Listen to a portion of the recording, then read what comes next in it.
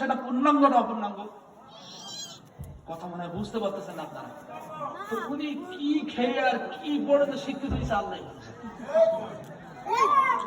ইসলামে কি সব আছে? কথা বলেন না কেন আপনারা? বিচার ব্যবস্থা আছে?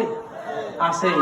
মুসা আলাইহিস সালাম দাওয়াত দিয়েছিলেন, প্রাথমিকভাবে কোনো সমস্যা হয়নি, কিন্তু যখন ফেরাউনের রাজ দরবারে গিয়ে বললেন আনা রাব্বুকুমুল আলা, তুমি বড় খোদা না, তোমার একজন খোদা আছে, ফেরাউন বুঝতে পারলো মুসার মতলব খারাপ, প্রাথমিকভাবে বাধা দেওয়ার চেষ্টা করলো কিন্তু ব্যর্থ হলো। তখন কি বললো? ইন্নী আখাফু আন ইউবাদদিলা দীনাকুম ওয়া ক্বালা ফিরআউন দারুনি আকতুল মুসা ওয়াল ইয়াদউ রাব্বা। আমরা কিন্তু দিন মানে বুঝি দাড়ি টুপি। আমি ওই বুড়া মারায় আলোচনা করেছিলাম দিন শব্দের চারটা অর্থ।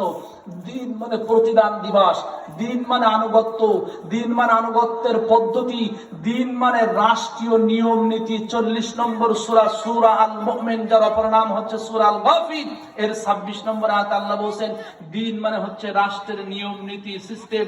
নামাজ নিয়ে ফতোয়াবাজি নেই, রোজা নিয়ে ফতোয়াবাজি নেই, কিন্তু দিন কায়েমের কথা বললে আমাদের দেশে সাধারণ পাবলিক না, কিছু দাড়িওয়ালা টুপিওয়ালারাও ফতোয়াবাজি শুরু করে দেয়। জোরে বলেন আছে না নাই? সম্মানিত ভাই এবং বাবাজিরা আমার,